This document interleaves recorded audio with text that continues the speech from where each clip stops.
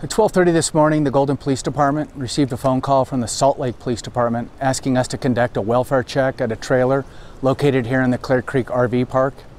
Our officers received the information, were able to ascertain which trailer it was. They attempted to contact the owner of that trailer. Nobody answered. We did check the door and found that it was unlocked. Officers went inside to make sure that the person who was inside the trailer was okay and found that person deceased.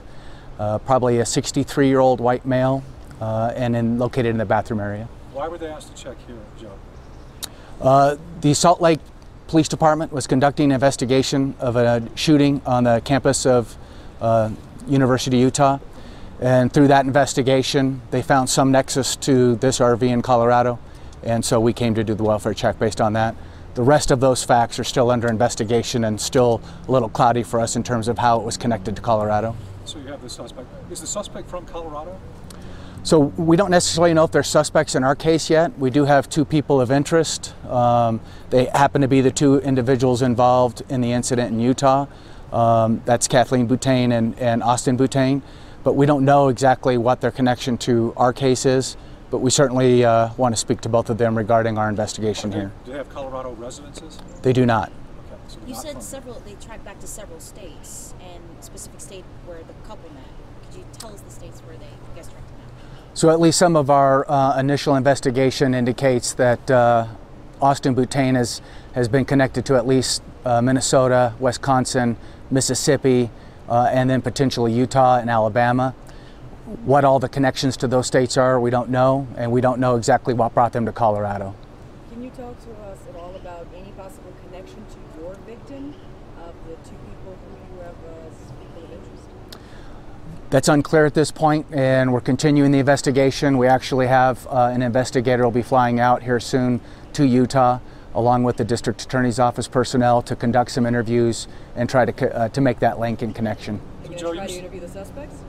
We're going to go out and at least talk to Kathleen. Again, we don't want to call them a suspect. They're a person of interest in our case at this point, but we certainly want to talk to that person and see if we can put some information together regarding our case. So, Joe, you said this was a suspicious death. You're not calling it a homicide right now? It's a suspicious death, and the initial facts indicate that it was potential homicide. So we're looking into it and investigating it as a homicide. We certainly wouldn't have clarification on that until the coroner's report ruled one way or the other. Okay. Were there obvious signs of trauma? Yes.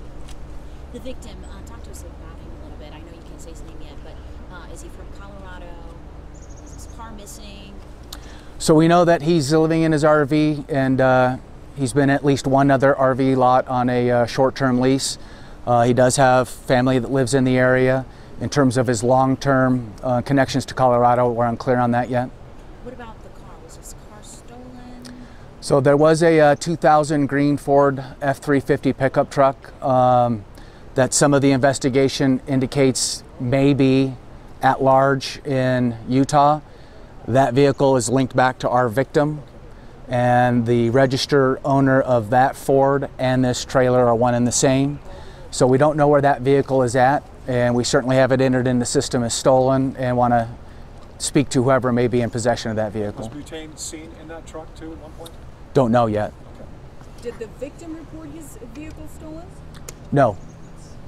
And I understand that the coroner obviously determines the time and cause of death, but preliminarily, how long has your victim been in this trailer? For at least a couple of days.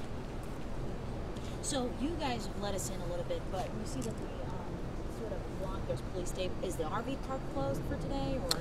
We're just trying to limit access in and out so that we can continue to do the investigation and do that with some sense of decency for the people who own the trailer and the investigation and those who may be living here.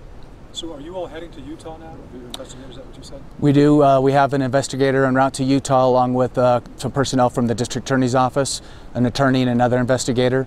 And we'll link up with both of those departments, take a look at their investigation. Certainly want to see if we can talk to Kathleen and find out what information she may have for us that would be helpful in this case. And if Austin is able to be contacted and arrested, my understanding is he's still at large, we would certainly want to talk to him. How long my detectives will be in Utah is unclear at this point, but they certainly are catching a flight here within a few hours to head there. But you were saying this guy is armed and dangerous. Well, that's what Utah is reporting him as armed and dangerous and at large. Do you have any weapons missing from this trailer that could be possibly tracked to your persons of interest in Utah? Potentially. Are we talking guns or knives? Can you elaborate? Maybe both. And sorry, can you say, do you know if they previously knew each other? Are they related, the people of interest in this victim? We're unsure exactly at this point what the relationship has been. We know it's been short term, but we don't know exactly how they met and what the relationship was. Were they ever registered as staying here in this RV park? Not that we're aware of. So we don't know how long they were here in Colorado then? Correct. Would it be? If you want to give them that. The Colorado license plate on the 2000 Ford pickup truck is 460 David Zebra X-ray. That's 460DZX. And we would certainly ask if anybody sees that vehicle to contact their local police department so that they can make contact with whoever may be in that vehicle, and we would certainly want to talk to them. And you believe that that vehicle belongs to the person from the RV and it might be in Utah? Correct. Right. I'm sorry if I missed it. Did you mention the age of the victim in the RV? We believe he's 63 years of age. And how old is Austin and his wife? Austin is 24 years of age. His wife is 23 years of age. And I understand that it's the beginning stages of the investigation, and you don't see maybe any familiar relationship. Is it safe for us to say that they either knew each other or they were friendly? The victim and the... There was some type of a friendly relationship. The extent of that is unknown. We don't believe they were in Colorado for a long period of time, but we don't know exactly how they met, how they got back to the trailer, or how the people that might have been in this trailer were even connected. We don't even know for certain if Austin and Kathleen are connected to this death investigation. We just know they were here, and we certainly want to speak to them about that as a party of interest. How do you know that they were here? The information that was given to us through Salt Lake at least links it back to our Truck was case. found linked to this address. Correct? Yeah, so that's why some of that is unclear for us. Obviously, we have a very rapidly unfolding investigation in Utah. There are many agencies working on that, and some of the information doesn't always come in as clear. So I want to be careful about what I state in terms of how we're linking those things, because I don't necessarily know if all the information that is coming out is exactly accurate or has been vetted. And so we want to make sure that we're doing our due diligence on our end to not make any accusations or point the finger at anybody until we can get some investigators on the ground in Utah and actually start putting some investigative work together. Can I ask you, when you got the call from the Utah Police Department saying, can you do a welfare check? It's different than them calling and saying, hey, there was this truck that's registered to this guy. Can you go see if he's in the trailer or this may be our suspect? Was there... So I don't know exactly all the information that was given to Salt Lake. I do know that there was enough information for them to be concerned about the individual living in this trailer and asked us to do a welfare check. That's pretty standard if there's any concern that somebody may be injured, and particularly when they're investigating a shooting themselves, and this vehicle may or may not have been linked to this Ford truck. We don't know exactly what the connection is with all that yet. And so it's not uncommon for them to call another jurisdiction and say, will you go check the welfare of this individual? I know you mentioned that they're both persons of interest, but Kathleen is in custody, right? Kathleen is being detained on unrelated charges to the shooting. What the exact circumstances of those charges are, I don't know. But my understanding is she's not currently a suspect in the shooting. Does Austin have a lengthy background, criminal background? He does. Joe, so you said there were ties to like Alabama, Mississippi, some other states. Were there crimes committed in those states? Maybe. I haven't looked at the criminal history. I just know that some of our initial intel shows that he's been in those states. Okay.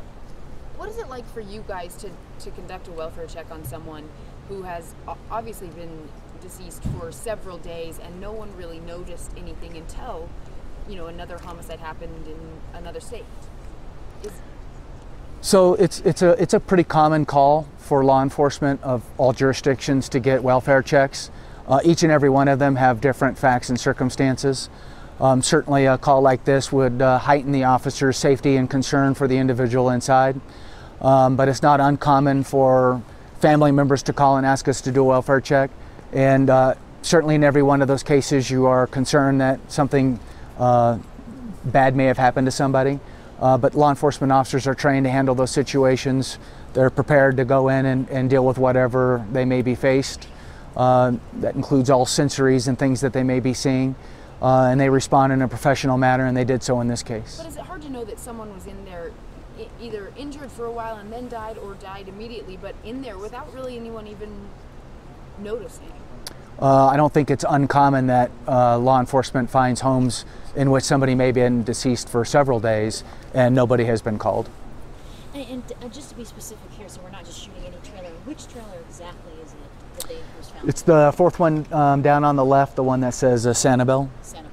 So Joe, you were saying that it doesn't appear that we're here in Colorado very long, so should folks here be scared this guy will come back?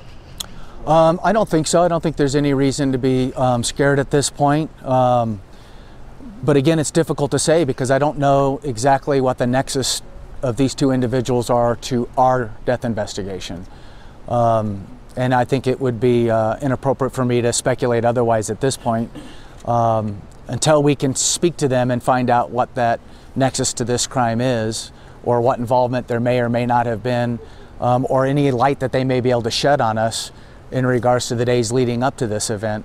We don't know if there would be another person at large or not. It doesn't appear to be that way, but again, it's uncertain. And Captain, while homicide investigations is obviously, unfortunately, what you do as part of your job, is it sort of commonplace for you to investigate something literally down the street from your department? I mean, like, what, you're a block away? Yeah, proximity doesn't really have much of a play. A lot of people, especially if they're not familiar with the area, may or may not know where the local police department is positioned within the city. There are crimes that occur in front of police departments routinely. We just saw a tragic event down in Arapahoe County. So I think that proximity just, it's random and it just is where it is. I know you can't say the cause of death, but can you say that there were signs of gunshot wounds, of stab wounds, of just blunt force trauma? I'm not ready to release that information yet. I will say there are clear signs that this person did not die of natural causes. And any idea when we'll get the ID on him? As soon as the family has been notified. That typically takes a little time. We want the coroners to be involved and then victim advocacies to do that notification, and then we'll get that out to the press as soon as possible. Anything else you want to add, Joe, you think of? No. Anything you want to tell viewers tonight who might be worried about this? I don't think there's anything, there's no words of caution or anything. You know, the best advice is always to be paying attention, be the eyes and ears of your neighborhood. When you see suspicious activity or you don't see or hear from your neighbor, call the police and have them checked out, make sure everything's okay. And then if you see something that is suspicious, it probably is suspicious, so notify the police department to come investigate.